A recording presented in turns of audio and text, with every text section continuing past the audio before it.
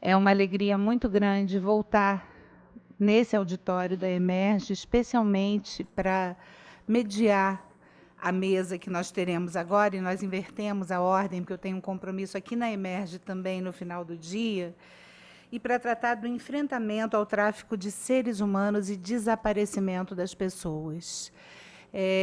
Eu fui juíza de família há muitos anos e também trabalhava com registro.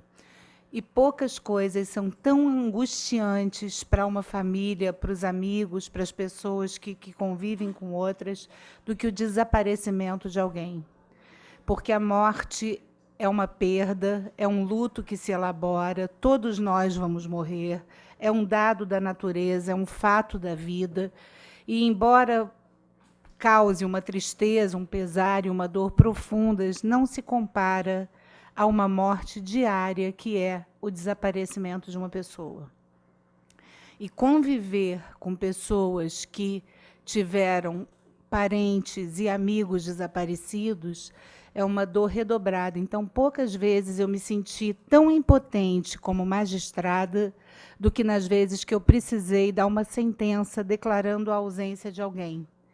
Porque a declaração de uma ausência não supre a falta da pessoa, não permite que as famílias promovam um enterro que velem os seus mortos e que sigam adiante. É como se todos os dias a família precisasse repetir e reviver a dor de uma ruptura. E, rapidamente, antes de convidar os integrantes da mesa, eu queria dizer para vocês que, recentemente, eu recebi uma senhora de 87 anos, e há 5 anos ela tentava declarar a ausência do marido desaparecido. Não foi nas condições que nós trataremos agora, porque nós aqui vamos tratar do tráfico de pessoas e do desaparecimento com essa finalidade, mas para vocês dimensionarem o significado desse tipo de ausência, essa senhora passou 6 anos procurando o marido, delegacias, hospitais, e não aparecia, procurou a defensoria, entrou com uma ação, e aí ofício para todos os lugares, e a rede burocrática é muito perversa nesse contexto, e é muito desrespeitosa com a dor das pessoas que experimentam essas perdas. E quando eu peguei o processo, eu tinha acabado de assumir uma vara de órfãos aqui na capital, o processo nunca tinha vindo para a minha mesa. E só veio parar na minha mesa porque uma moça entrou na minha sala, na hora do almoço, indignada, gritando e dizendo que tinha direito de falar com a juíza, porque ela conhecia a Constituição. E ela precisava de uma declaração de ausência do pai, porque a mãe ia morrer se essa declaração não aparecesse, porque há 6 anos ela tentava esse documento. E eu mandei vir o processo. E só então eu pude me sentir verdadeiramente constrangida e envergonhada de perceber que a gente alimenta a rede da burocracia, muitas vezes sem perceber o mal que a gente pode causar para o outro. Eram tantos ofícios que já tinham sido expedidos para hospitais, para IML, para TRE, para outros municípios. Eram tantos oficiais de justiça que já haviam procurado o desaparecido no próprio endereço que constava da inicial. E eram tantas as vezes que aquele processo foi tratado como estatística e não como gente, que eu fiquei envergonhada, pedi para mulher, para a senhora, comparecer em juízo no dia seguinte e prometi a ela que eu resolveria o problema no dia seguinte.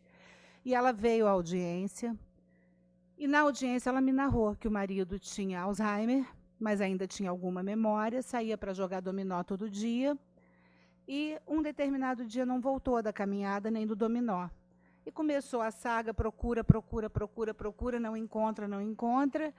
E desde então, ela não conseguia mais dormir, porque ela estava desesperada, porque ela era casada há 60 anos, e ela sentia muita falta da presença do marido. Eu não tinha nenhuma outra prova para produzir, assim, ela com 84, a data do desaparecimento, 6 anos antes, ele já tinha quase 90.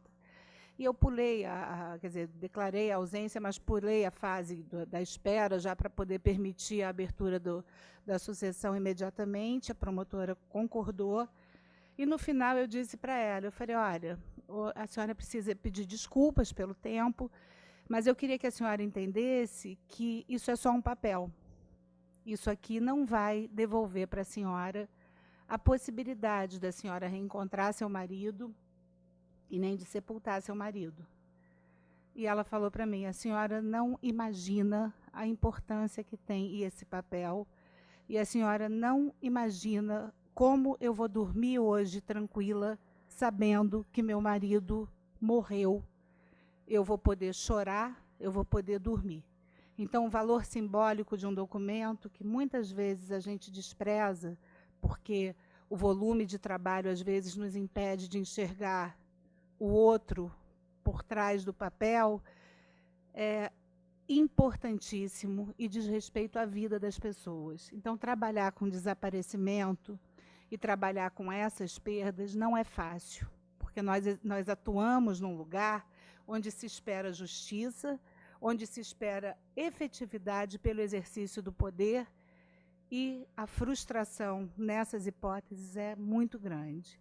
Então, eu quero, antes de mais nada, registrar a importância de um evento dessa natureza para trazer à visibilidade tantas pessoas que precisam existir, que precisam aparecer, ainda que simbolicamente, para que a gente consiga passar por essa chaga que nos envergonha muito em humanidade.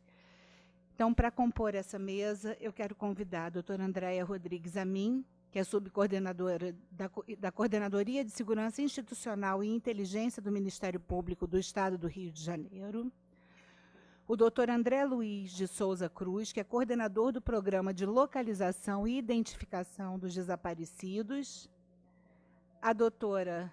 Vai trocar? Tá.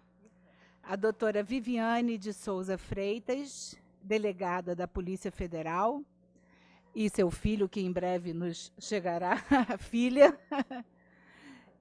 E passo... Quem vai falar primeiro? É Andréia? Não. Então, eu passo imediatamente a palavra à doutora Andréia.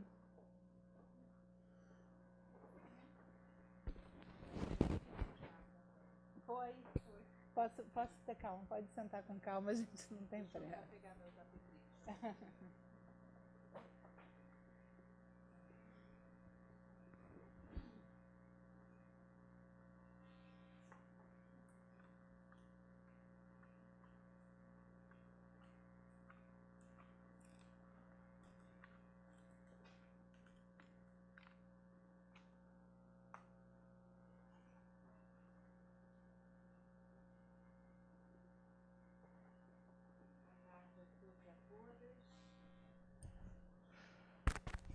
Pronto. Estão me ouvindo todos, todas? Não preciso nem dizer para quem eu já conheço o meu prazer de estar aqui na Emerge. Me sinto em casa, tão em casa que de manhã eu estava dando aula aqui, fui lá no Ministério Público, voltei, já estou na minha casa de novo aqui. E é sempre um prazer estar nesse fórum que, aproveitando a fala da Andréia, também minha xará, sempre busca dar visibilidade àquilo que está no limbo, no esquecimento, e que talvez trate das pessoas com maior vulnerabilidade dentro da nossa sociedade. Então, o tema tráfico de pessoas e desaparecimento é um tema que está começando a despontar, e esta casa está contribuindo bastante com isso. E eu vim aqui exatamente também para demonstrar que o Ministério Público também começa a despertar para esse tema, ainda que seja um tema que esteja obscuro. Os dados estão muito perdidos e vamos conversar também sobre isso hoje. Vou só fazer uma correção. Eu era subcoordenadora até terça-feira. Agora eu sou coordenadora de um grupo especializado em segurança pública, mas foi terça-noite, então não deu nem tempo da gente fazer a modificação. Mas, enfim, quando eu comecei a pensar no tema que me foi dado, que me foi pedido, que foi o enfrentamento ao tráfico de seres humanos e o desaparecimento de pessoas, comecei a meditar sobre o assunto, e aí, claro, por ser promotora de justiça, ainda que minha titularidade hoje seja promotoria de família e civil, ou das famílias e civil, eu comecei a pensar, a usar logo a minha memória RAM para o direito penal, foquei no direito penal. E pensei, claro, na nova lei, na 13344 de 2016, e pensando assim no avanço dessa lei. Por que o avanço? Porque o nosso direito é um direito muito letra da lei. Muitas vezes, e eu fui promotora de infância também 10 anos na Baixada, muitas vezes eu ia falar com o pai ou com uma mãe e eles perguntavam assim, tá na lei, doutora? Tá na lei? Eu falei, tá na lei. Aí eu tinha que mostrar o texto da lei e aí ele ficava feliz. Uma vez eu imprimi o poder familiar, os deveres inerentes ao poder familiar e dei para um pai e dei para uma mãe. Tá na lei. Agora sim, agora eu vou embora feliz. Foi embora, nunca mais voltou. Então, a nossa cultura não é uma cultura de costume apenas. A nossa cultura é uma cultura muito letra de lei. Então, quando eu passo a ter, com muito atraso, diga-se de passagem, uma lei cuidando do crime de tráfico de pessoas, isso é um passo muito importante para nós, operadores do direito, e para a nossa sociedade.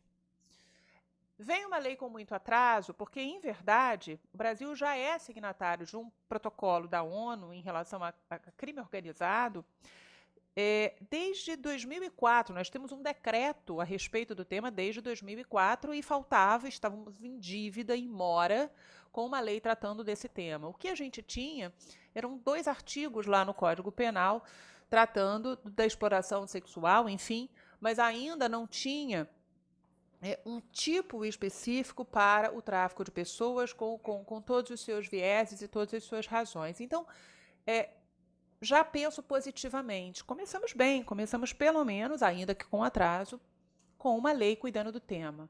Ele vai começar a sair da invisibilidade, da escuridão. E essa lei ela trouxe também, principalmente para mim, que sou promotora de justiça, me trouxe também um outro alento, talvez para a doutora Viviane também, que foi a possibilidade da gente aplicar as medidas que se encontram na lei do crime organizado, medidas persecutórias, medidas de investigação que nos ajudam bastante, né? Por conta do artigo 9º da lei do tráfico de pessoas, vou assim colocar, ela permite que você aplique também algumas medidas da lei do crime organizado, que apura as organizações criminosas. Que alguns no país não gostam muito dessas medidas, não, né? Colaboração premiada, ação controlada, infiltração de agentes, captação ambiental de comunicações, então o povo nem gosta. Bota até algumas coisas para misturar a voz, para ninguém saber o que está fazendo, mas enfim. Pensando em crime organizado, nada é uma obra de ficção. Isso aqui, pensando em crime organizado propriamente dito, isso é um grande ganho. Por quê? Porque o tráfico de pessoas, em qualquer de suas modalidades, ele é um grande arrecadador de recursos ilícitos. Ele, pelos últimos dados que tinha, em termos de lucratividade para as organizações criminosas que se espalham pelo mundo inteiro, eles não têm fronteiras, em verdade, você tem o tráfico de drogas, o tráfico de armas e o tráfico de pessoas. A quantidade de recursos ilícitos que rondam o mundo e que hoje tem a facilidade de se valer das moedas digitais e virtuais e que ficam na dark web para que a gente não consiga enxergar essa movimentação de fortunas, me faz pensar que o Brasil não está fora desse cenário. Um Brasil com uma população enorme, com uma dimensão continental, onde o crime organizado em matéria de tráfico de drogas e armas aqui é notório, não preciso colocar dados, eles não iam deixar de lado o tráfico de pessoas. Outro ponto positivo da lei foi estabelecer a criação de um sistema, precisa ser criado um sistema para coleta de dados e informações e a gestão desses dados que precisam ser compartilhados entre as polícias federal e a polícia judiciária, a polícia estadual também. E penso que as agências de inteligência, de certa forma, também precisam ser contempladas e também precisam compartilhar esses dados. Talvez alguns não saibam, mas a Coordenadoria de Segurança e Inteligência do Ministério Público, na qual eu era subcoordenadora até terça, ela é uma agência de inteligência afiliada ao Sistema de Inteligência do Estado do Rio de Janeiro. E a integração dos dados, a integração das instituições, é uma das grandes ferramentas que a gente pode ter no combate à criminalidade organizada. Porque o crime organizado, ele não tem fronteiras. Ele não tem essas vaidades que as instituições têm. Eu não tenho problema nenhum em compartilhar meus dados com o judiciário, com a defensoria, com um colega, com outro. Não tenho. Se eu descobrir um projeto melhor para trabalhar, por que não compartilhar? E se eu descobrir em algum lugar, por que eu não copio e adapto para cá? Por que eu vou queimar alguns neurônios pensando numa coisa que alguém pensou que está funcionando? Qual o problema de compartilhar dados? Essa vaidade institucional das instituições faz com que a gente perca terreno. E a coisa é tão séria, vou dar um exemplo que não tem nada a ver com o tráfico de pessoas. Mas, por exemplo, tem certas facções criminosas que são inimigas notórias. Comando Vermelho e Terceiro Comando, por exemplo, e eu trabalhava numa região complicada de investigação, que era aquela região do Complexo da Pedreira e Chapadão, eu fui promotora ali há algum tempo. Não se dão, se matam, mas teve uma hora lá que eles precisaram compartilhar um carregamento, então eles resolveram dividir o mesmo transporte para economizar. Ou seja, eles não têm fronteira. Por que nós precisamos ter? Vamos perder terreno. Então, esse ponto, eu acho que sofre uma crítica mais da lei. Mas isso não faz com que esse compartilhamento não possa existir. Obrigatoriamente haverá um compartilhamento entre as polícias, mas isso não impede que haja um compartilhamento com as demais instituições. Quanto mais dados, quanto mais gente trabalhando esses dados e coletando esses dados, muito melhor. Aí, partindo até da análise da lei, pensei, a lei melhorou, é um avanço, trouxe pontos positivos, então já devemos ter alguma coisa sobre o tema. Vou pensar em termos de Estado, vou pensar em termos de inquéritos e investigações. Comecei a pesquisar. Tudo bem, a lei é recente, ano passado, ainda vai fazer um ano, teve a vacatio legis, ok. Comecei a pesquisar dentro da minha instituição o que nós tínhamos sobre tráfico de pessoas e sobre investigações relacionadas ao tráfico de pessoas. Depois fiquei pensando até na Delegacia de Descoberta de Paradeiros. Eu falei, na Delegacia de Descoberta de Paradeiros deve ter alguma coisa de tráfico. Por quê? Porque ali você tem os registros de desaparecidos, inquéritos de desaparecimento vão para lá. Eu penso que o desaparecimento não é um crime. Então, muitas dessas pessoas que a gente acredita como desaparecidas foram desaparecidas por alguém. E podem ter sido desaparecidas por alguém com finalidades de exploração de qualquer maneira. Exploração sexual, exploração da força de trabalho, ou seja. Mas esse olhar ainda não está presente no cenário da investigação. Meu colega que trabalha com o assunto, não tem tráfico, não. Tá? Procurei uns inquéritos sobre, não achei. Pode até ter algumas, olhei no nosso sistema, não encontrei. Então, ainda não temos dados sobre tráfico de pessoas. No Ministério Público, também não temos. Nós temos dados muito relevantes, que o André que é uma autoridade sobre isso, é quem conhece desaparecidos no Ministério Público, vai passar para vocês. Então, nós temos realmente dados sobre desaparecidos, mas investigação sobre tráfico de pessoas, e se esses desaparecidos são desaparecidos traficados, por hora, ainda não encontrei no âmbito da Justiça Estadual. Não sei, na área criminal, a doutora Viviane vai poder dizer um pouco melhor sobre o tema. E aí eu fiquei pensando assim, por que que ninguém está falando sobre isso na minha instituição e poucos falam na polícia. Vou falar a nível estadual. Porque eu converso com promotores criminais, participo de alguns fóruns também de discussão, e quando eu falo sobre o assunto, falo sobre deve estar acontecendo, eles devem estar pagando em Bitcoin. Eu sou um ET. Sou um ET. Eu não sou mais porque eu estou fazendo um curso de cybercrime. Eu não tinha ideia do que era isso. Não, pois é.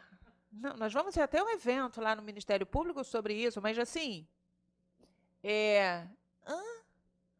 não temos tráfico, não tem dados de tráfico. Isso é uma coisa, não ter dados. Não ter tráfico é outra coisa. E aí, eu comecei a pensar mais um pouquinho, refletindo sobre o que eu ia falar com vocês, eu vou pensando alto, muitas vezes dirigindo. Quando eu estou dirigindo, eu penso muito melhor. No trânsito, então, eu penso bastante. E aí eu falei assim, por que isso? Porque, na verdade, se registra desaparecimento. O registro RO tem um nome, desaparecimento. E desaparecimento não é crime. Foi aquela questão que eu falei, está na lei, é crime, por isso eu acho a relevância da lei de tráfico de pessoas. Desaparecimento não é crime. E aí eu fiquei pensando assim, o que é desaparecer? Não vou filosofar demais não, tá? O meu é pão, pão, queijo, queijo. Aí eu falei, quem vai me conceituar desaparecer? Como dizia meu falecido pai, o pai dos burros do dicionário. Lá fui eu no dicionário. Então, desaparecer é o ato de não estar, é o ato de não se ver, é o ato de deixar de existir. E o existir é possuir existência, ser abrangido pela realidade. E fiquei pensando sobre isso. Bem, o desaparecido, ele não existe. Ele não tem existência, ele não é visível, ele não tem materialidade, então ele não é um objeto de preocupação. Porque ele não tem exatamente uma concretude. E o registro de desaparecimento é um registro perverso. Eu sei que é o que temos, porque eu não posso dizer que todo desaparecimento é tráfico. Ele é desaparecimento no primeiro momento. Ele não está presente na sua sede como pessoa, se pensarmos até na ausência. Mas ele é tão perverso quanto um outro crime de pequeno potencial ofensivo, mas de mesma perversidade, que é o crime de ameaça. Que eu sempre achei perverso. Por quê? Porque a ameaça é a banalidade, né? Ah, ameaçou de matar. Ah, vai matar. E se matar? É aquilo que fica na dúvida. Vai que isso é sério. Vai que essa ameaça é séria. Então, é um crime tão perverso, guardadas as devidas proporções, ou é um registro tão perverso quanto o registro da ameaça? É o registro do desaparecimento. Porque persiste a dúvida. A dúvida da ameaça, se ela vai ser concretizada ou não, existe no desaparecimento. Ah, sumiu porque quis. Tem crime ali? Será que ela foi desaparecida ou ele foi desaparecido? Ou não tem? Então, essa dúvida cria uma maior dificuldade. E, somado a essa dificuldade, eu vislumbro outra. A formação do profissional de direito é uma formação que prima pela concretude. A gente é muito material. E eu vou trazer isso para o campo do direito penal. Não é raro, quando a gente vai fazer as nossas alegações finais, no final do processo, o promotor, o juiz vai sentenciar, que a gente comece assim: autoria e materialidade restaram devidamente comprovadas. Muito comum.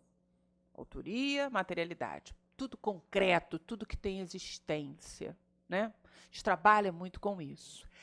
E exatamente porque a gente trabalha com essa concretude, com autoria, materialidade, eu encontro uma dificuldade no tráfico de pessoas que começa com o desaparecimento. Porque o desaparecimento não tem materialidade. Ele não tem concretude. Somado a isso, o direito penal, normalmente, ele se desloca para um resultado. Quem trabalha nessa área pensa sempre no resultado. E esse resultado, em todos os sentidos, é o resultado do crime, se ele foi consumado, o resultado do inquérito, se ele foi terminado, o resultado da ação penal, se ela tem sentença. E o que importa, mais uma vez, é o resultado. E o resultado é, eu fecho esse processo, eu fecho esse inquérito quando eu identifico o autor.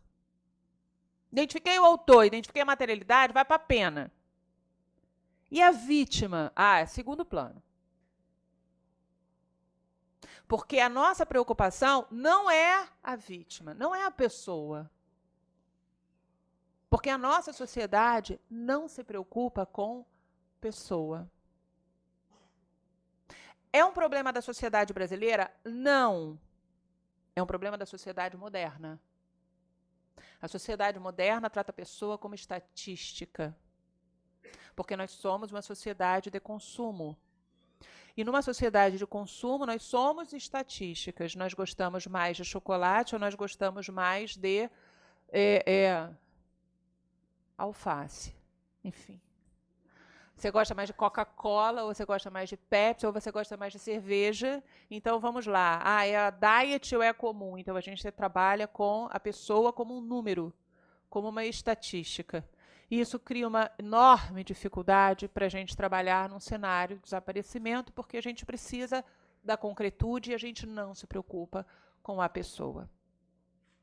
E no desaparecimento, eu posso não ter um autor num primeiro momento, mas eu já tenho uma vítima, que é o desaparecido. Mas o nosso olhar não é um olhar treinado para a vítima, é um olhar treinado para identificar a autoria, para a gente aplicar a política retributiva. Então, a própria formação do profissional na área criminal já é um grande obstáculo para a gente alcançar um olhar diferenciado. E aí eu vou deslocar um pouco mais para a vítima. Quando a gente pensa no tráfico e quando a gente pensa no desaparecimento, e vou atrelar os dois. Por quê? Porque os dados não se encontram. Claro que, para falar com vocês aqui, eu fui fazer uma pesquisa sobre dados, afinal de contas, né? E os dados não batem mesmo. Eu peguei um primeiro estudo, que foi um estudo da ONU, que foi encaminhado para o Ministério da Justiça, em 2012, e você tem um dado. E o dado era que as mulheres, a maioria era mulher, que era traficada, a maioria era parda e negra, que era traficada, ou que desaparecia, ou que era suspeita de tráfico, enfim. Menos crianças, até 29 anos. Aí, no ano seguinte, teve uma outra pesquisa, mas que não foi pelo mesmo organismo, foi por outro, dizendo que a maioria era branca, que o número não batia. Aí, 300 e poucas notificações, mas a Polícia Federal teria prendido 500 e tantas pessoas. Eu falei, não estou entendendo mais nada. O número não está batendo. E aí eu cheguei à conclusão que o número não bate porque os dados não têm a mesma linguagem e as perguntas não são as mesmas. E enquanto a gente não tiver um sistema que uniformize isso, a gente vai ficar no escuro, de toda forma. Tá? Mas voltemos aqui. Então, eu estou chamando de desaparecido, mas que pode ser uma pessoa traficada. Essas pessoas que, de certa forma, são invisíveis ao direito penal porque já são vítimas, e isso é um padrão do direito penal e da nossa formação. E no segundo ponto, porque são pessoas socialmente invisíveis. Elas não têm existência social. Se eu desaparecer, vão me achar. Vão me achar. Eu sou mulher, mas eu sou branca, promotora de justiça, sou de uma classe média, moro bem, tenho pessoas que vão sentir a minha falta e vão me achar. Qual é o público? Quem é a vítima do desaparecimento? É o vulnerável. É o vulnerável social por dois motivos. porque ele já está numa situação de vulnerabilidade social que lhe torna uma presa que o torna uma presa mais fácil para quem quiser enganá-lo, ou quem quiser fazer uma oferta fraudulenta que leve a pessoa para fora. E é um vulnerável social que, se ele for, por exemplo, sequestrado, ninguém vai dar falta. Provavelmente vão falar: ih, sumiu, correu da família. Essa aí, ih, vagabunda, deve ter fugido com alguém. Porque a primeira coisa é a gente julgar a vítima. A vítima, nós temos um padrão, como sociedade, de primeiro culpar a vítima para depois buscar um autor. Não sei por que a gente tem essa... E a própria vítima, às vezes, se culpa, achando que ela é culpada do que ela sofreu. Se eu não tivesse dado mole, aí, não tinha sido sequestrado. Se eu não tivesse reagido ao assalto, aí, não levava a facada. Mas, assim, se eu não tivesse respondido ao meu marido, ele não teria batido em mim. Então, a gente tem até esse perfil. Não sei por que a sociedade brasileira é meio assim. Mas, esse contexto, juntando tudo nessa colcha de retalhos, eu não sou formada para ver a pessoa. A nossa sociedade trabalha com a pessoa como estatística. O direito penal, ele trabalha com concretude e materialidade. Ele não tem preocupação com a vítima, ele tem preocupação com o autor. Faz com que tudo isso contribua para um cenário muito ruim. Um cenário onde a gente não tenha um olhar voltado para essas pessoas. Porque, aparentemente, não nos fazem falta dentro da nossa sociedade. E isso é perverso. Isso é perverso. Como a doutora Andréia falou, a morte é uma finitude. E é da vida. Vida, morte, branco, preto, magro, gordo, é assim. Só que quando eu tenho uma finitude, quando eu sei, acabou, você enterra, tem o luto e você finia, a vida, por mais doída que seja, por mais saudade que gere, ela continua. Quando você tem uma pessoa desaparecida e que se julga, às vezes, que ela se desapareceu, vamos assim colocar, a dúvida persiste eternamente. Mas ainda assim, eu tenho esperanças, porque eu sou uma pessoa esperançosa, sempre, otimista, toda a vida. Não sou poliana, mas eu sou muito otimista. Eu acho que a lei é recente, que a gente precisa, sim, de eventos que tragam a toda hora o tema. E toda hora estão falando, tem que falar toda hora. Por quê? Porque é só assim que as pessoas vão começando a treinar o ouvido, a treinar o olhar. Então, eu tenho esperanças que a lei aos poucos, e principalmente quando a gente começar a tratar cada vez mais desse tema e meditar sobre esse tema, as pessoas comecem a treinar o olhar. E quando eu falo as pessoas da minha casa, do Ministério Público principalmente, aqueles que trabalham com investigação penal, falo dos delegados que, em verdade, eles investigam e nos trazem a investigação para que a gente possa fazer a denúncia. E a gente precisa aprender a treinar o olhar. Porque se eu não treinar o olhar, eu não enxergo. Então, eu tenho que pegar um inquérito de homicídio, um corpo largado em algum lugar, e eu tenho que tentar enxergar, isso aqui é uma consequência de um crime organizado ou não? Eu tenho que pegar um registro de sequestro e olhar com 2 olhos, isso é um sequestro, ou isso, na verdade, é uma perna ou um braço de uma organização criminosa. Eu tenho que pegar um registro de desaparecimento, situar dentro de uma área e falar assim, espera aí, aqui tem um perfil. Aqui eu tenho um perfil dentro de uma localidade. Eu tenho que começar a olhar aqueles crimes que são mais um crime ou menos um crime com um olhar diferenciado. E eu aprendi isso recentemente, na minha pós de gênero, que fiz, coordenada pela doutora Adriana, onde a professora de metodologia, se eu não me esqueço, e ela falou, vocês têm que aprender a treinar o olhar. Isso faz toda a diferença. Então, eu acho que se a gente começar a treinar o nosso olhar, naquilo que a gente nem suspeitava que era, quando eu fui investigar uma lavagem de dinheiro, uma variação enorme de capital, isso aqui pode ser um crime organizado. Isso aqui pode ser, sim, um tráfico de pessoas. Quando eu for investigar uma pirataria, eu posso falar, eu posso ter pessoas que estão sendo traficadas, escravizadas para trabalhar para essa pirataria. Se eu não treinar o olhar, a lei vai ser mais uma. E a gente não vai valorizar o que... Já vou terminar. O que o Tom Hanks... Eu gosto de cinema também. O que o Tom Hanks falou no filme Ponte dos Espiões, não sei se tiveram a oportunidade de assistir, onde ele falou assim, o importante são as pessoas. E ele falou isso várias vezes. E quando você acredita que o importante são as pessoas, ele conseguiu, e o filme fala isso, ele conseguiu, em vez de trazer um, trazer dois, da Alemanha Oriental, e depois em Cuba, a encomenda foi de, sei lá, 300, 900, ele trouxe 6.000. Porque ele não deixava ninguém para trás. Se a gente aprender a não deixar os nossos desaparecidos para trás, a gente vai dar um grande passo. É isso. Obrigada.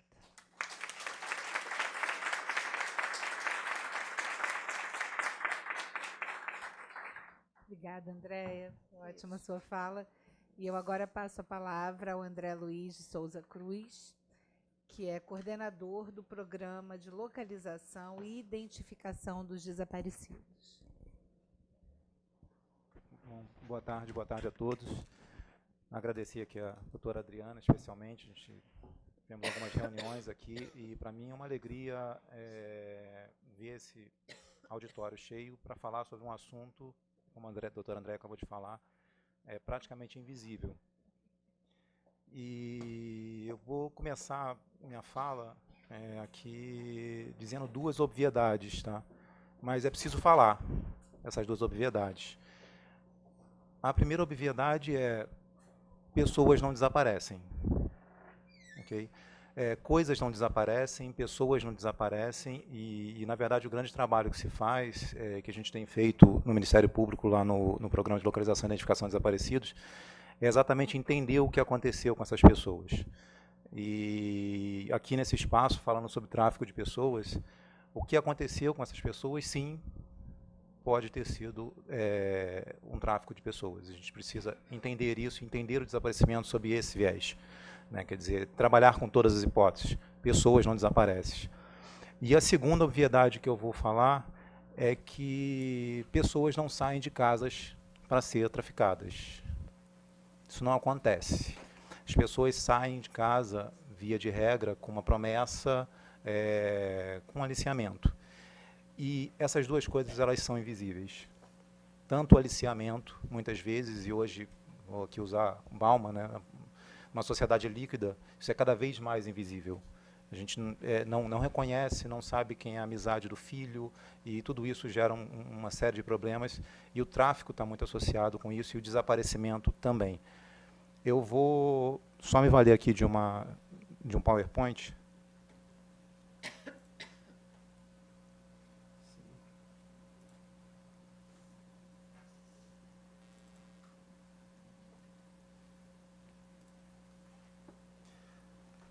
Bom, eu cheguei no Programa de Localização e Identificação de Desaparecidos, lá no Ministério Público, em 2013. E, coincidência ou não, na época, o CNMP estava promovendo um levantamento sobre tráfico de pessoas no Brasil. Tá? E aí houve um convite para que o PLID participasse desse levantamento. E eu vou repetir o que foi dito aqui, eu participei, assisti os painéis de manhã, o Totales. Não há dados. O primeiro levantamento foi feito um pouco antes de eu chegar ao PLID, e a segunda tentativa foi feita logo após a minha chegada. E por que a primeira tentativa foi infrutífera e nós fizemos uma segunda coleta de dados? Porque nós estávamos olhando para o lugar errado. Foi uma dificuldade chegar a um conceito de tráfico de pessoas, porque a legislação era uma legislação na época do Código Penal ainda, os dispositivos foram revogados. Então não havia normativa a respeito e muito menos registro a respeito disso. E aí, quando eu cheguei ao PLID, os dados estavam retornando e nós tentamos fazer uma pesquisa um pouco mais abrangente, trabalhamos com 5 dispositivos do Código Penal e um do Estatuto da Criança e do Adolescente, para tentar enxergar o tráfico de pessoas.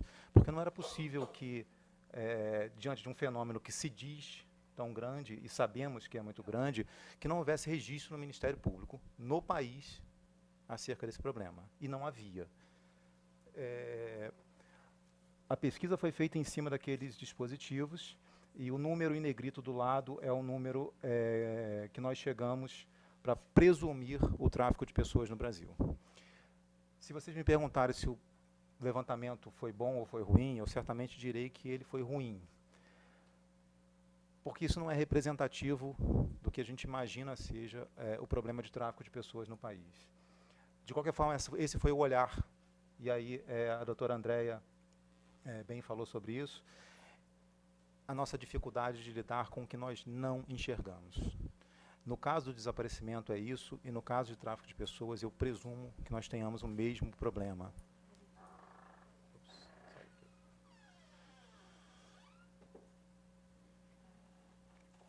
Bom, dados do Rio de Janeiro. Algumas pessoas se surpreendem com esse número, outras nem tanto, mas nós temos cerca de 500 casos registrados de desaparecimento por mês no Rio de Janeiro.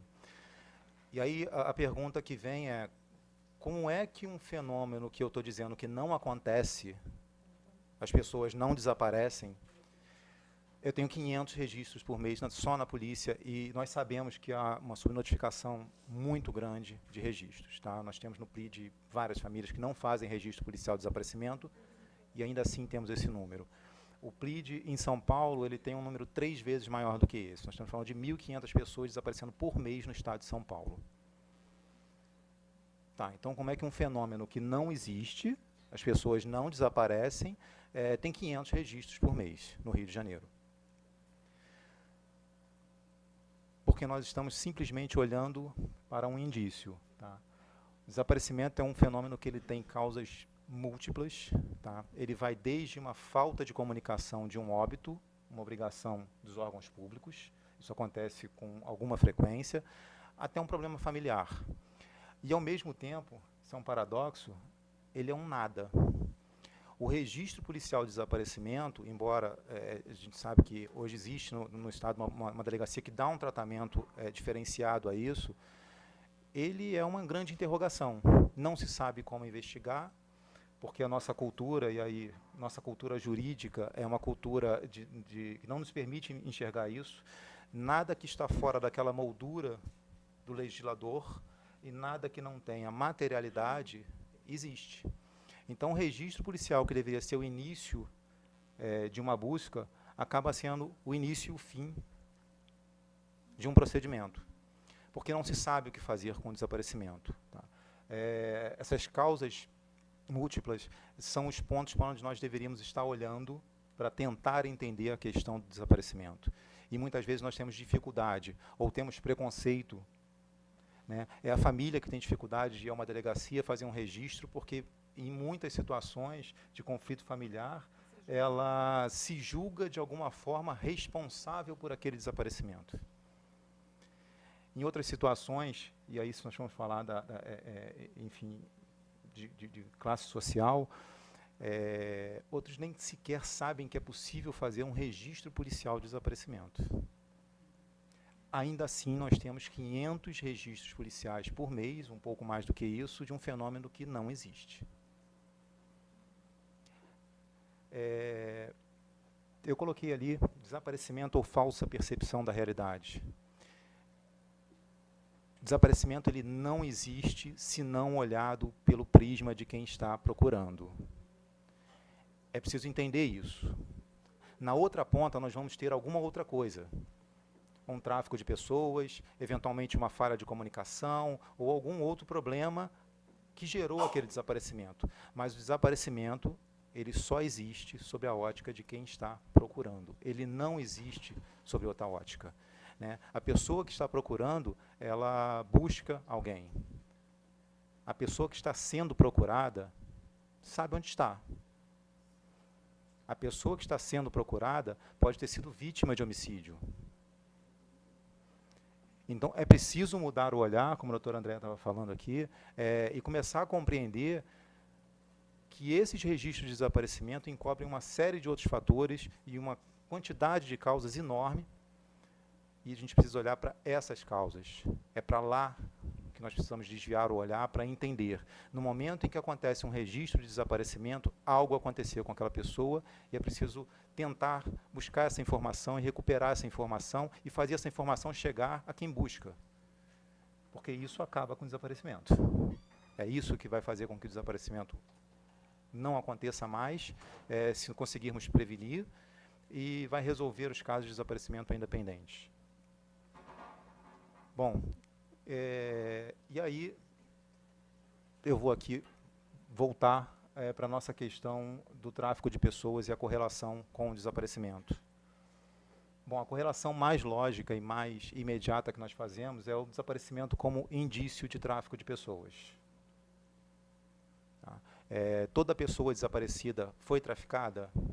Não. Não foi. Eu acabei de dizer que as causas são múltiplas. Mas eu preciso tratar todo o caso de desaparecimento como tráfico de pessoas? Infelizmente, sim. Como tráfico de pessoas, eu preciso tratar como um conflito familiar, eu preciso tratar como uma ausência de notificação de alguma coisa, eu preciso tratar sob a ótica de todas as variáveis, se eu quero produzir algo que seja bom. Se nós quisermos continuar fazendo registro de desaparecimento e empilhar os nossos registros de desaparecimento, nós estamos num ótimo caminho. Agora, se nós quisermos mudar o olhar e começar a tentar entender esse desaparecimento como alguém que busca, é preciso olhar para esses outros fatores. É preciso olhar para o filho que eventualmente tem relacionamentos que não são notados na internet. É preciso olhar para as nossas instituições que pecam muito na hora de fazer seus registros e banco de dados. Nós não temos banco de dados, a doutora Andréa acabou de falar. Como nós não temos banco de dados de algo que acontece com um número tão grande? É preciso começar a olhar para todos esses segmentos e entender que qualquer um de nós está sujeito a desaparecer dentro da situação que nós temos hoje no estado do Rio de Janeiro. Eu vou falar do estado do Rio de Janeiro. Tá? Eu já recebi no programa famílias estruturadas, famílias desestruturadas, famílias de todas as classes sociais. Nós temos colegas, um colega no Ministério Público que o pai dele desapareceu e tinha Alzheimer. Tinha Alzheimer, ele está há 3 anos desaparecido porque o pai dele tinha Alzheimer. Né? E como resolver essa questão? O que o PRID tem feito nos últimos anos é exatamente tentar olhar para os segmentos onde o desaparecido pode vir a aparecer. Tá?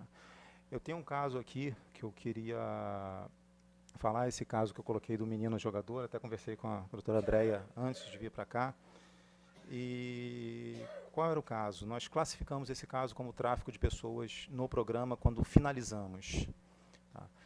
Então, ao contrário do desaparecimento, que só tem existência na ponta de quem busca, o tráfico de pessoas ele só tem existência na outra ponta, na ponta da vítima. Porque se eu for tentar identificar o tráfico de pessoas através da pessoa que fez o registro, muito provavelmente eu não vou enxergar. Esse rapaz que foi classificado no programa, o caso dele finalizou, ele retornou para casa e nós tivemos contato com ele. É completamente estranho. Né? Era um rapaz, 20 e poucos anos, e tinha sonhos. Né? Eu vou tentar aqui fazer com que alguém levante a mão para dizer quem aqui não tem algum sonho. Isso é uma coisa extremamente comum, todos nós temos sonhos. Ele tinha um sonho. E aí, assim, era mais incomum ainda, no Brasil, dizer que ele tinha um sonho de ser jogador de futebol. Bom, o que aconteceu até ele não se tornar jogador de futebol, tem um monte de coisas ali naquela história que ele nos relatou. Mas eu queria dizer para vocês o seguinte: ele esteve no interior do estado, São Paulo. Ele foi cooptado no Rio de Janeiro como um grande potencial de craque de futebol. Ele saiu de casa com a família aquecendo, a família estava de acordo com essa saída dele, e ele foi para um centro de treinamento no interior de São Paulo. E lá ele permaneceu 1 ano e meio. Durante esse 1 ano e meio, ele recebeu inúmeras promessas, e a única coisa que ele conseguiu fazer foi cortar grama e limpar vestiário. Mas todo dia ele recebia a promessa de que no dia seguinte ele jogaria. Ele ia entrar com o time para treinar. Junto a ele existiam vários outros garotos. E esses garotos faziam o trabalho que aquele centro de treinamento não queria contratar ninguém para fazer. Mas ele queria ser jogador de futebol. Então ele aceitava diariamente a promessa de que ele seria jogador de futebol e de que se ele trabalhasse corretamente, cortasse a grama e limpasse os vestiários, no dia seguinte ele ia ter uma vaga no time. Bom, eu fico aqui imaginando quantos garotos não passam por esse tipo de situação e não saem de casa com uma promessa de que vão ser jogadores de futebol. Tá? Ele não estava com registro de desaparecimento, não havia nenhum registro de desaparecimento. A família dele enviava correspondências para um endereço que foi dito e que não era o endereço do centro de treinamento, e ele não podia se comunicar com a família porque, segundo as pessoas do centro de treinamento, isso poderia atrapalhar o desenvolvimento dele enquanto atleta. Bom, o único atleta que ele conseguiu ser foi atleta de corte de grama e limpeza de vestiário. A situação era absolutamente normal.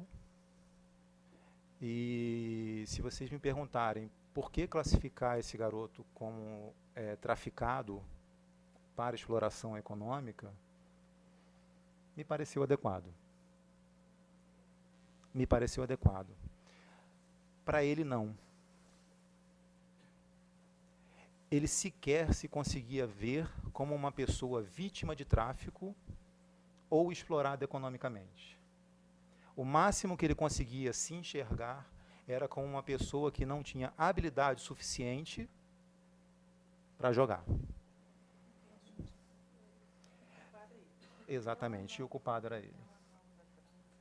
Então ele permaneceu 1 ano e meio nesse centro de treinamento e depois de 1 ano e meio, é óbvio que essas esperanças elas vão acabando.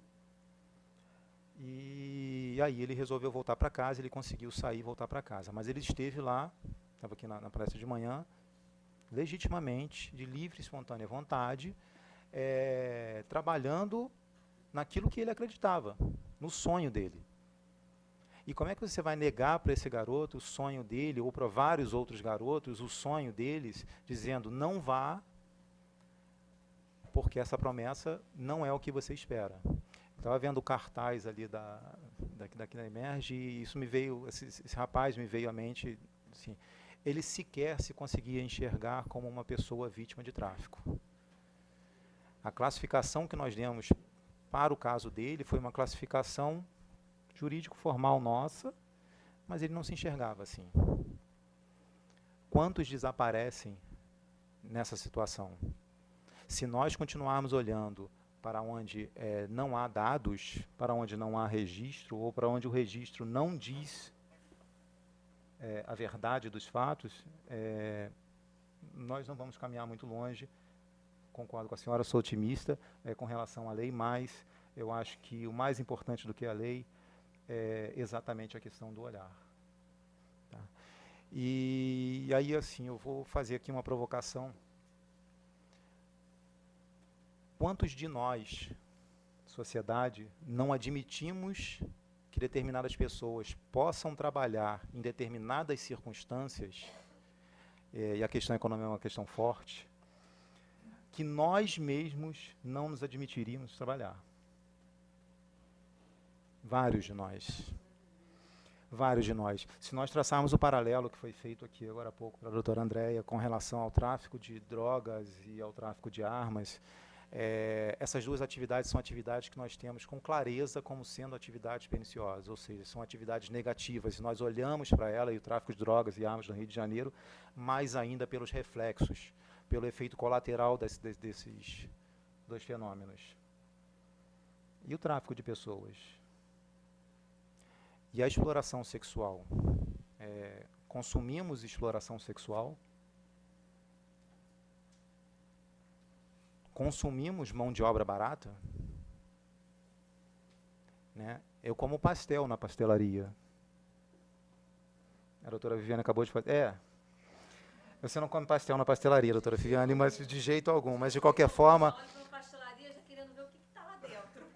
Pois é. Mas talvez eu não como o pastel da pastelaria pelo pastel. Talvez eu não como o pastel da pastelaria pelo pastel, pela minha saúde. Mas eu não consumo a roupa ou o pastel pela forma como aquelas pessoas são tratadas? Não. Então, não de maneira geral. Então, nós entendemos, enquanto sociedade, a questão do tráfico de pessoas. Né? Nós olhamos para o tráfico de pessoas, ou olhamos para o produto final do tráfico de pessoas, que é eventualmente uma exploração econômica, ou é uma exploração sexual, como algo que possa ser tráfico de pessoas. Nós olhamos para o desaparecido como alguém que possa ter sido objeto de tráfico de pessoas. Essa palestra aqui mostra que parece que estamos começando a olhar. Então, eu, na verdade, meu tempo está acabando, eu vou aqui deixar isso como reflexão para todos nós aqui. Né? Quer dizer, vocês, o fato desse auditório estar cheio já demonstra que nós estamos mudando o olhar, mas é preciso mudar mais ainda esse olhar. É preciso começar a pensar naquilo que está ao nosso redor, olhar com outro olhar para aquilo que está ao nosso redor e as pessoas que estão ao nosso redor. O que está acontecendo? Doutor André já me deu o horário aqui. Bom, eu vou agradecer mais uma vez. Deu 5 minutos aqui. Mas eu gostaria muito que vocês ficassem com essa reflexão. E, doutora Adriana, eu vou pedir permissão à senhora para fazer um convite, aproveitar que o auditório está cheio. No dia 24/8, no Ministério Público aqui do Rio de Janeiro, haverá assinatura de um acordo de cooperação técnica criando o Sistema Nacional de Localização e Identificação de Desaparecidos. Tá? Nós já temos PLIDs, Programas de Localização e Identificação de Desaparecidos, em 4 estados da federação, e a expectativa é que a gente consiga chegar aos 27 estados, pelo menos para entender um pouco mais o fenômeno de desaparecimento. Então, de antemão, já estão todos convidados. Depois eu encaminho para a Emerge o convite. Obrigado.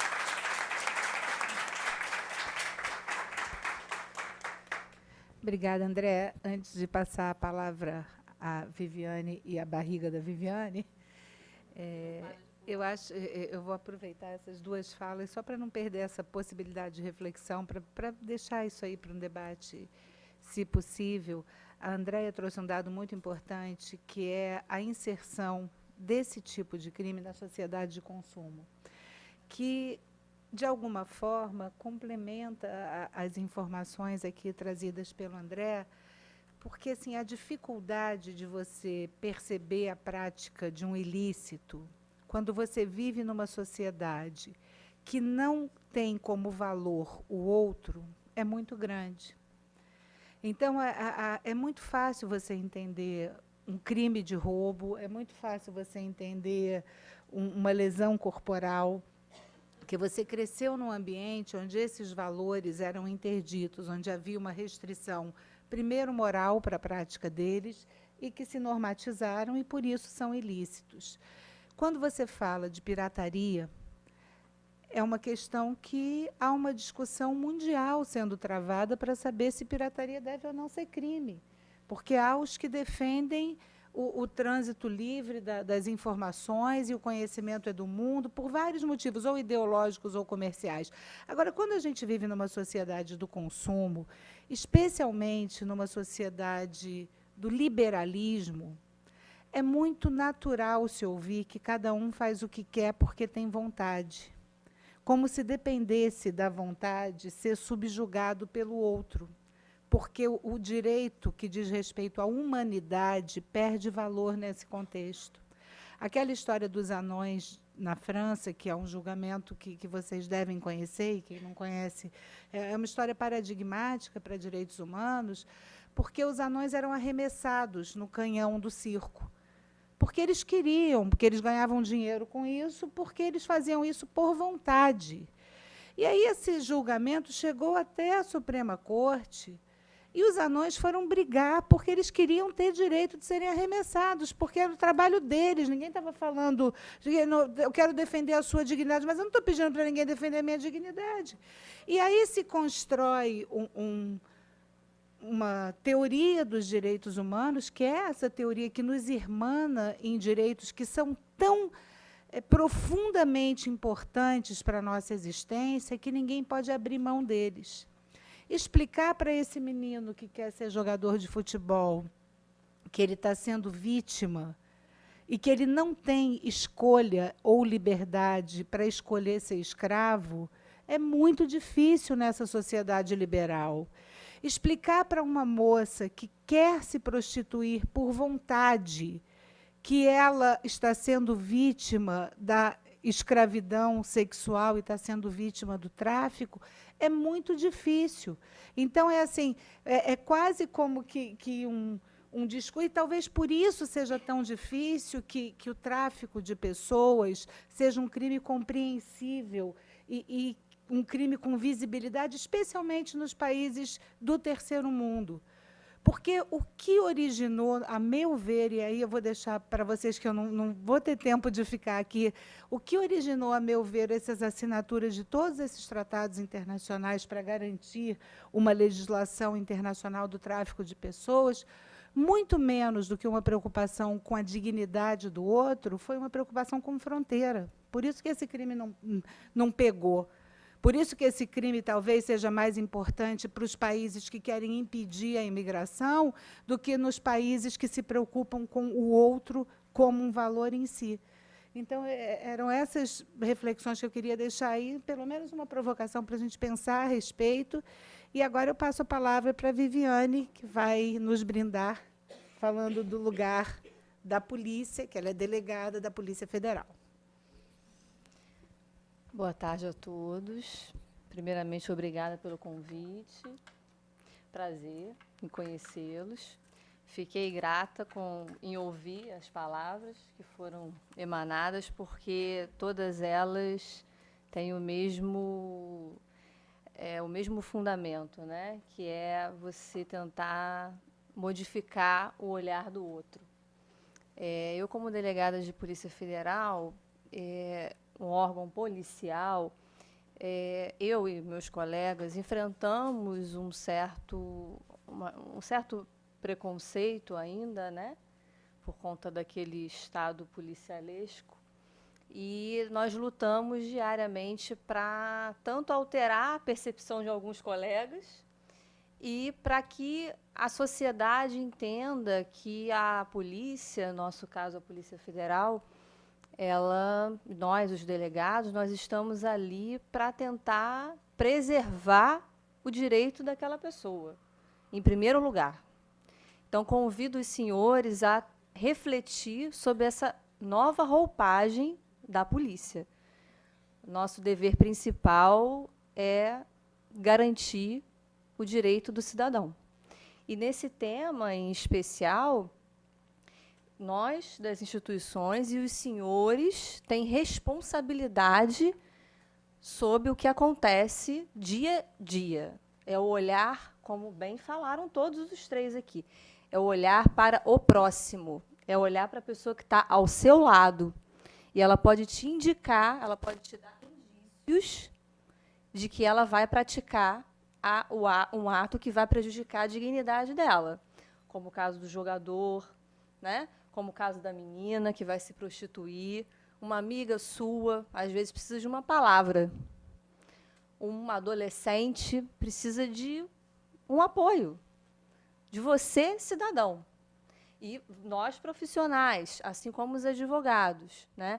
Então, o que a gente tenta fazer é convidar a sociedade como um todo para olhar para si mesmo, mudar um pouco as ideias preconcebidas e passar a colocar o ser humano como centro. E eu acho que a lei, né, essa é 13344, porque a gravidez já me deixou songamonga. Eu estou trocando tudo. Pois é, estou trocando tudo. Mas essa legislação veio em boa hora, não só sobre o aspecto das medidas jurídicas, né, que veio nos possibilitando requisitar informações, dados, com vistas a identificar a localização da pessoa, bem como, eu acredito que uma medida bem excepcional, que é caso não seja despachado a nossa representação em 12 horas, já não estou me recordando o prazo, poder requisitar os sinais para você conseguir achar aquela pessoa. Porque as primeiras horas, às vezes, são imprescindíveis. Mas essa lei ela veio trazendo o quê? O primeiro inciso do primeiro artigo dela, ela vem trazendo a dignidade da pessoa humana. Isso daí é o que tem que nos nortear nas nossas atividades. A gente tem que olhar o outro como ser humano. A gente tem que perceber que ele também tem direito à dignidade. Então, o nosso papel, a lei também veio trazendo prevenção ao tráfico de pessoas. Prevenção. Não estamos tratando apenas da repressão. A prevenção, todos nós temos responsabilidade. Como foi dito desde o início, no nosso olhar, na nossa percepção. A lei traz como princípio também, vamos acabar com o preconceito. Vamos nos unir. A cooperação internacional, no nosso caso, da Polícia Federal, ela... E aí eu vou fazer uma explicação rápida.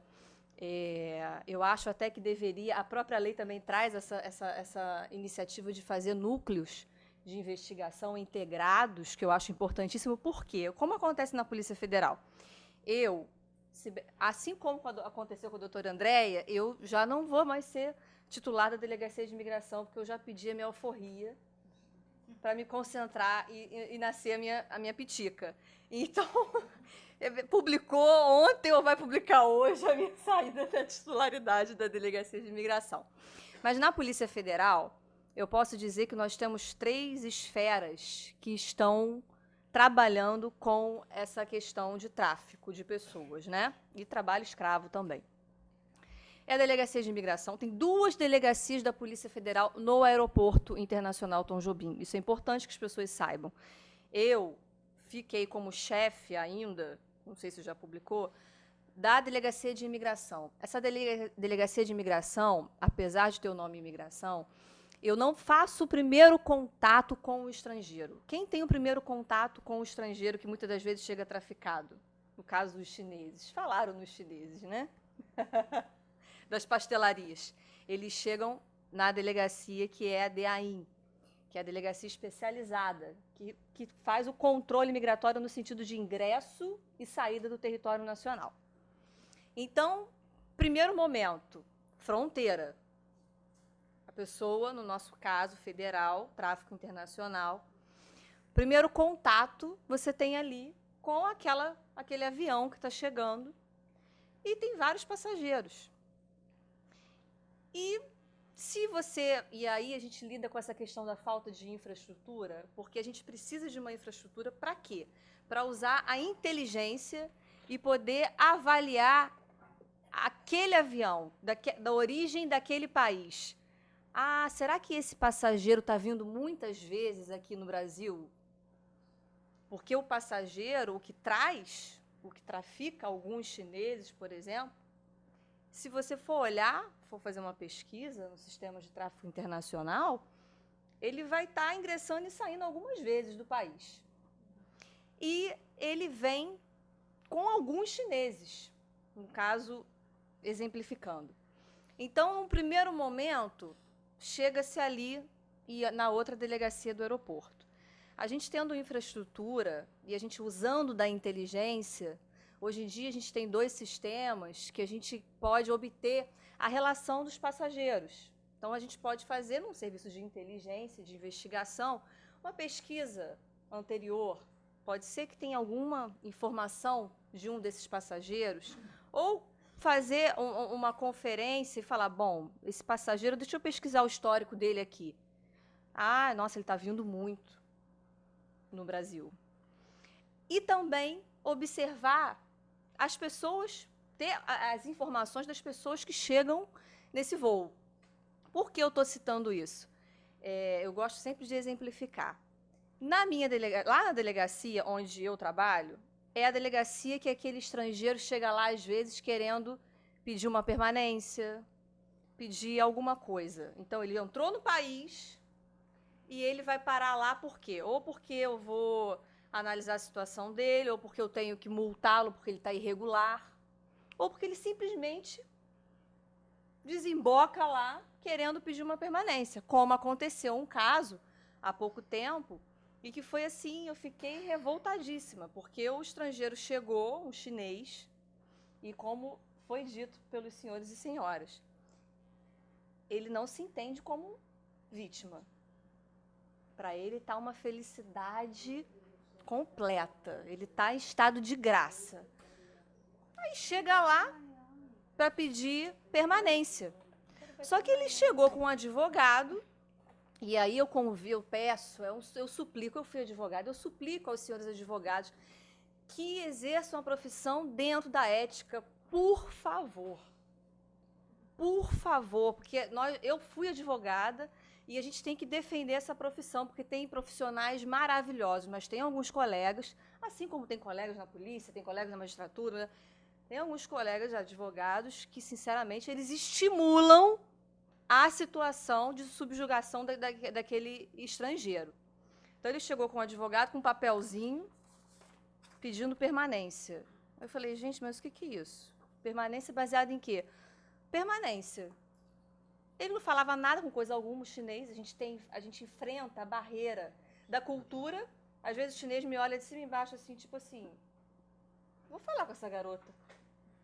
Não vou. Não olha na minha cara. Não olha, simplesmente. Aí você tem que... E aí a gente volta para a questão da legislação, né? Da dignidade. Meu Deus, eu falo muito. Tudo bem. A gente volta para a questão da dignidade. O que eu tenho que fazer? Eu tenho que criar uma relação de confiança com aquela pessoa. Eu tenho que mostrar para ele que eu estou olhando para ele. Como ela falou no início, não é só um papel, né? Eu estou olhando para você, olha para mim. Eu estou aqui para te ouvir. Ainda que seja por sinal, não sei como, a gente vai tentar se entender. E aí, naquele dia, eu percebi que o advogado estava cobrando R$5.000 a ele para fazer um pedido que não era correto. Né? E aí eu chamei o advogado e falei, olha, por favor, isso daí eu vou encaminhar para a corregedoria e isso vai ser apurado, porque eu estou entendendo que o senhor não está praticando uma conduta ética.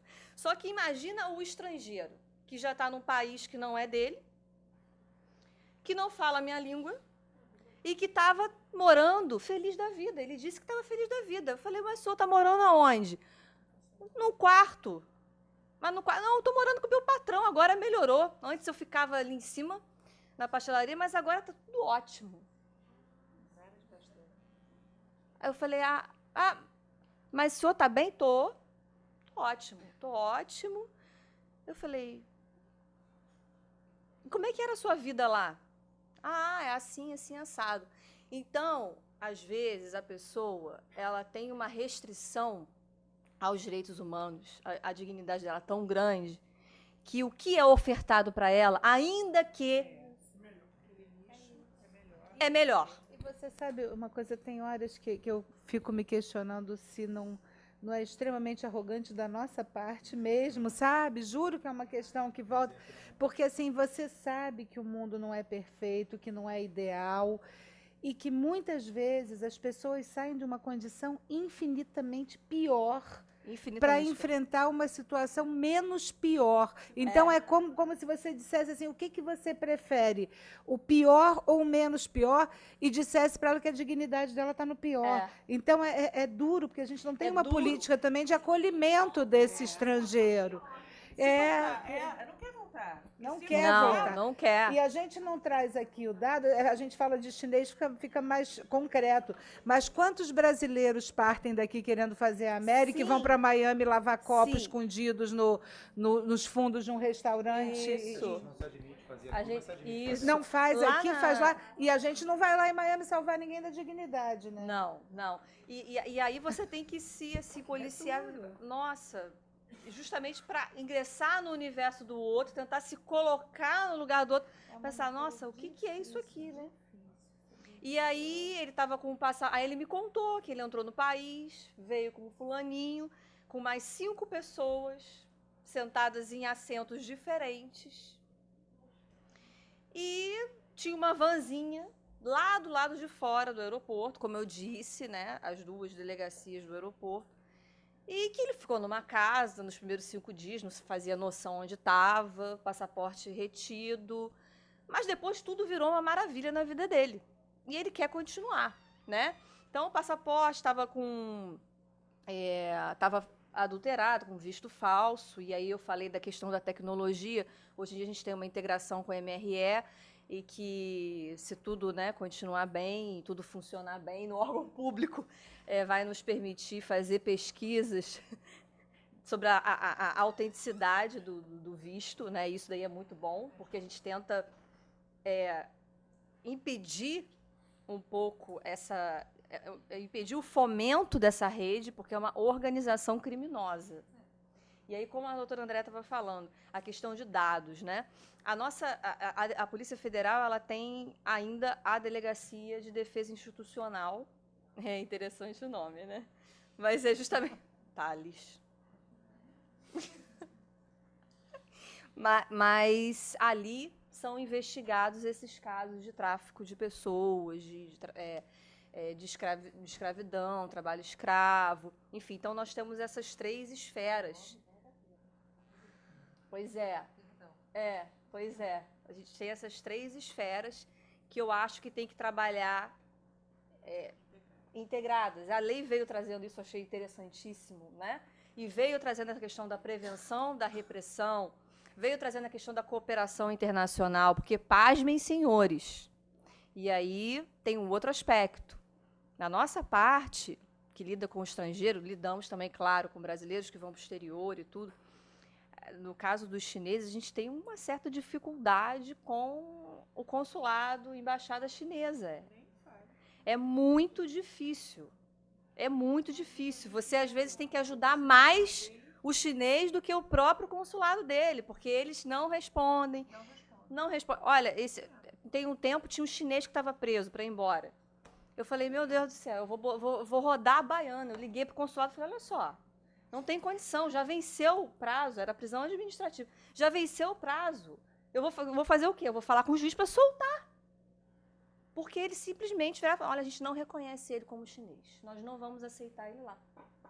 Assim, nesse nível. Então, a cooperação internacional é -1. A cooperação internacional na esfera federal, estadual também, obviamente, como a doutora Andréa disse também, a necessidade de compartilhar os dados é fundamental. Então, na nossa esfera, essa cooperação internacional, a gente depende dos outros países, a gente depende dos consulados, a gente precisa que eles nos auxiliem para que a gente vença, tente minimizar, diminuir esse ingresso de pessoas aqui no território, que ficam... E aí, na área federal, tem um detalhezinho, né? O estrangeiro que vem para cá e está sendo escravizado, foi traficado, a gente não fala nem em desaparecimento. Nem em desaparecimento. Desapareceu quem? Quem é você, meu filho? Eu nem sabia da tua existência até agora. Porque você veio de outro país, você não está aqui, você não é brasileiro. Então, assim, olha só como é que é difícil para a gente lidar com isso, né? Então, assim, como o André disse, na hora que passarmos pelas pastelarias, pode ser que tenha alguém enfurnado lá em cima, hein? E voltando para finalizar essa questão desse chinês que estava lá, Depois de eu muito tentar falar com ele, eu falei, eu vou fazer o seguinte, tinha entrado em vigor recentemente a resolução 122, você tem que saber de cor, Thales, do Conselho Nacional de Imigração, que melhorou um pouquinho a situação ali, né? Até a Defensoria Pública pode pedir. Ficou satisfeito. Melhorou a situação porque a gente pode dar a permanência a esses estrangeiros. E a lei vem também dizendo, do tráfico de pessoas, que independente dele auxiliar ou não na investigação, ele pode ter esse direito, independente da situação migratória dele, né? Então, nesse dia, eu ouvi em declarações, tentei ouvir, e botei que ele estava irregular no país, mas não multei nem nada, e disse, né, que sugeria a aplicação da resolução.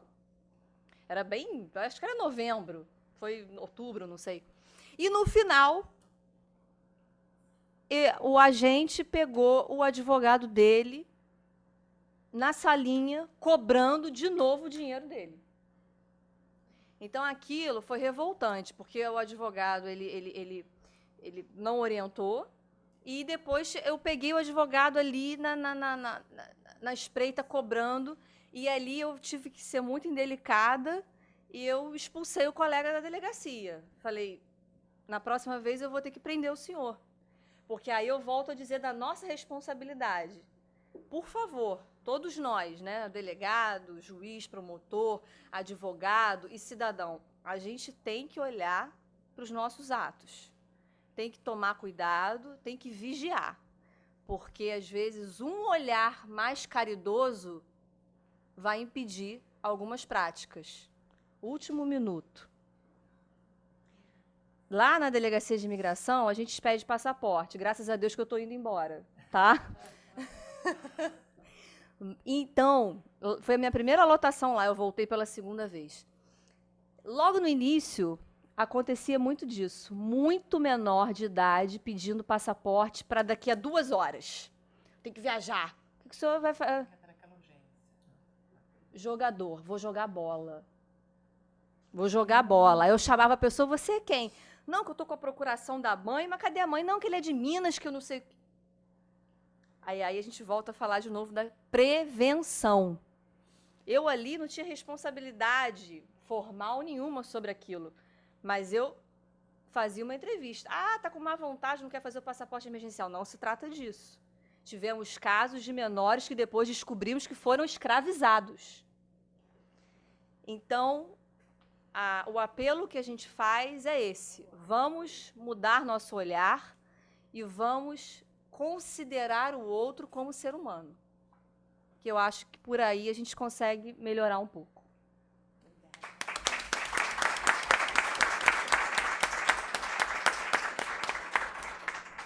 Obrigada, Viviane. Vou passar para você o certificado que eu já passei para o André Luiz, e dizer que foi muito uniforme a fala que a gente teve aqui, né? Porque é inegável que a gente está tratando de um tipo penal e de um crime extremamente complexo, que envolve a dignidade, mas também envolve a miséria, envolve o desespero. Ninguém migra de um país para outro sob condições desumanas, se não estiver vivendo em condições muito piores.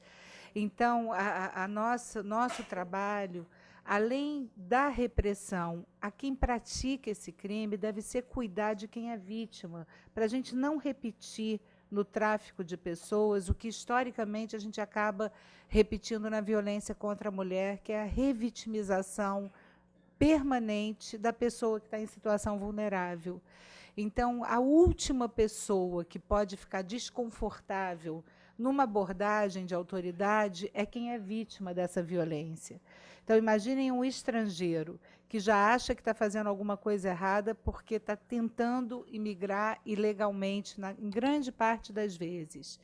Ele é abordado, ele é responsabilizado. Em alguns lugares onde há tráfico para fins sexuais, onde a prostituição é crime e os países são signatários do Tratado do Tráfico de Pessoas, as mulheres acabam sendo presas porque são prostitutas e há tipificação da prostituição nesses países.